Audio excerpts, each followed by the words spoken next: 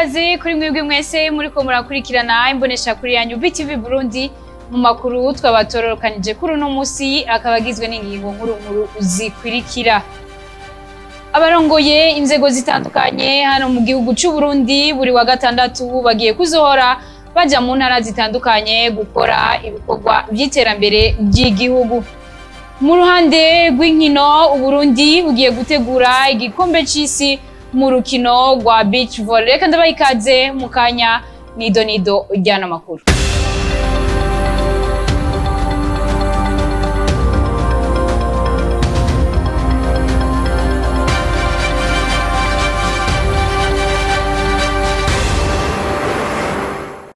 Reka nsubire ndabaha ikaze kuri mwebwe mwese muriko murakurikirana imbonesha kure yanyu BTV Burundi aho muherereye mwese.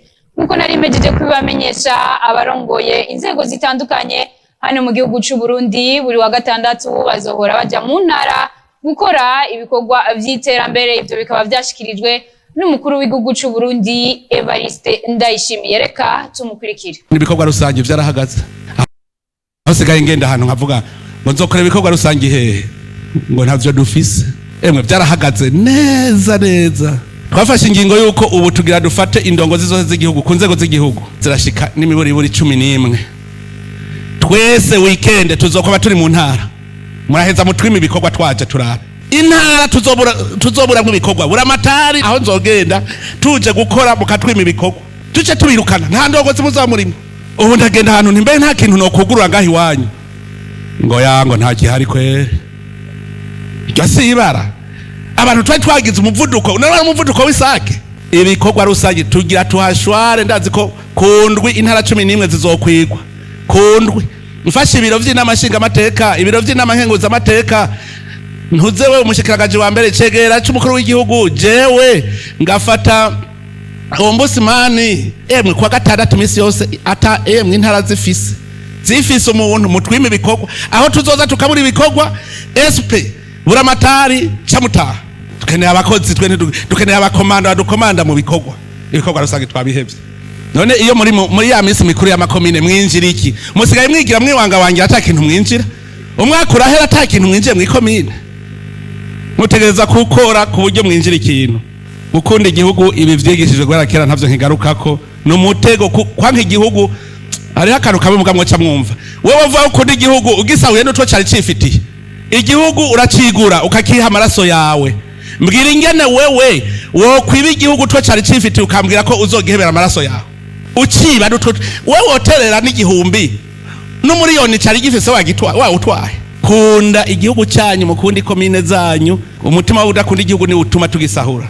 Umupfasoni Petroni Nzeyimana arashimira umutambukanyi w'umukuru w'igihugu Angeline Ndayishimiye arongoye ikigo Fondation Bonne Action Umugiraneza kubona yaramufashije kumuvuriza umwana yavutse umutima wiwe ubuguruye. Uwo mwana akaba yavuriwe mu gihugu c'Ubutaliyano ndetse akaba yaratahutse yarakize. Ni inkuru dukesha mugenzi wacu Peniera Kazemwana. Umuvyeyi w'umwana Kwese Erikri arashimira cane Fondation Bonne Action Umugiraneza yamufashije kuvuza uwo mwana yari yavutse umutima wugurutse. Imbere ya byose mbaje gushimira Imana ingene yabikurikiranye ibiba hafi, nongera gushimira mama Burundi umuvyeyi wacu afise umutima mwiza yatubaye hafi adukurikirana cane. Nkongera gushimira na Fondation Bonne Action Umugiraneza.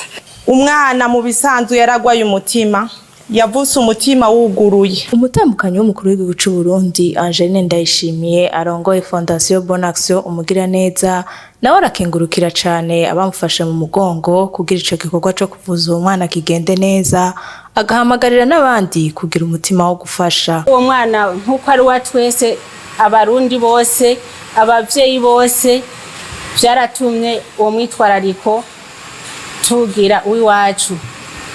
Niho twabona abaganga b'abahinga baje kugendera Fondation Bonne Action Umugiraneza ho mu Butaliyano, na cane muri izo ndwara z'umutima.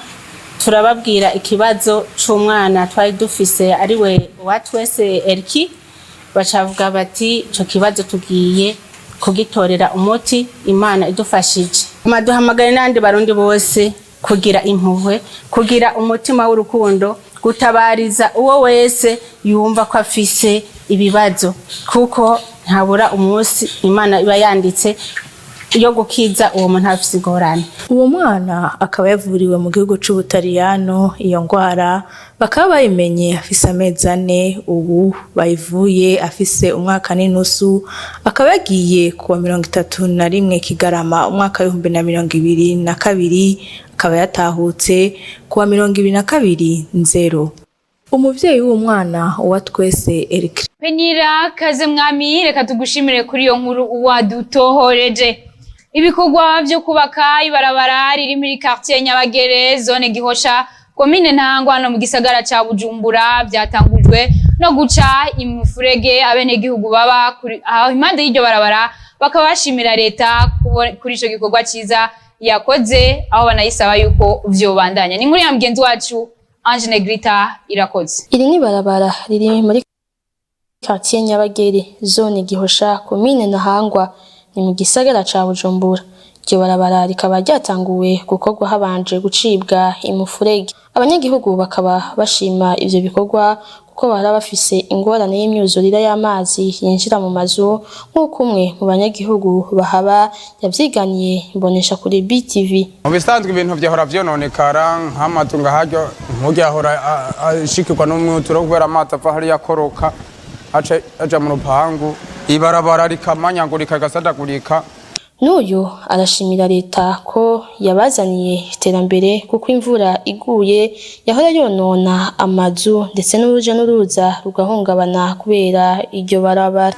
Nukuri turashimira leta yacu y'u Burundi, leta mvyeyi, leta nkozi, kuko ntuyaje kudufasha ngaha ndatuzanira ibarabara ryiza bariko bararikora naho batarariheza. Nukuri turayikengurukiye kandi turaronse imifurege ijana amazi neza.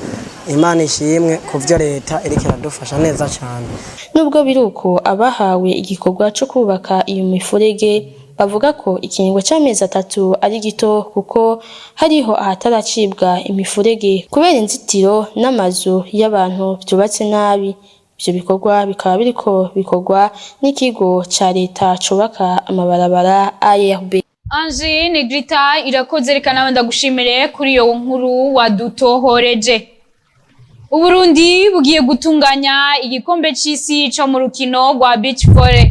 Mu ruhande rw'umukino w'amaguru haratanguye kuri wa 20 mwaka wa 2023 igice ca kabiri ca Primus League. Ni nkuru dukesha mugenzi wacu Khaimo Prospere niyo nkuru. Kuri no w'Imana niho harangira ihiganwa ry'urukino rwa volleyball ku rwego rw'igihugu igice kigira kabiri. Mu bagabo umugwi wa Rukinzo niwe watahukanye igikombe wirahiye mu rukino rwa nyuma, umugwi wa Bujumbura Uwezo wa Ndane canke Bundi ku maseta 3-2. Naho mu bigeme Muzinga wirahiye umugwi wa Panthers team mu kuwutsinda amaseti 3-0.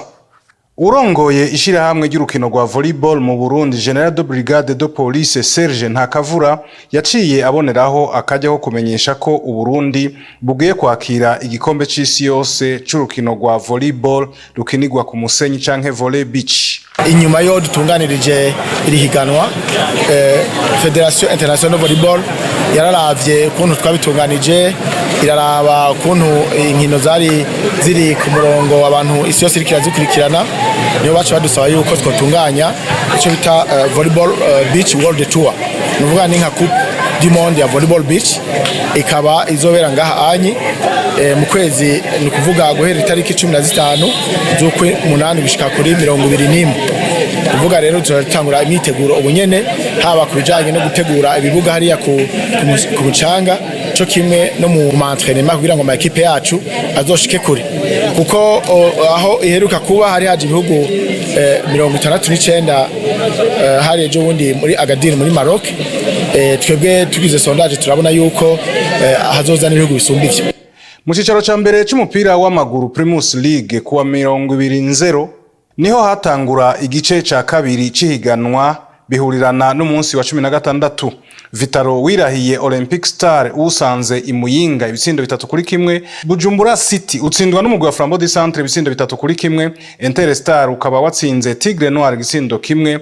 Naho Message Ngozi wirahira Burundi Sport Dynamique ku bitsindo 3-0. Aho ni mu gihe umugwi wa Grenade ariko wifatira mu gahanga umugwi wa Atletico New Oil mu kuwutsinda ibitsindo 2-1. Bumamuru ukaba ugihangamye mu kibanza ca mbere inyuma yo gutsinda Musongati wo mu ntara ya Gitega ibitsindo 2-1. Haimo Prospere niyo nkuru reka nawe ndagushimire kuri iyo nkuru wagerageje kudutohoreza akabiri nayo icisozera amakuru yacu y'uno musi.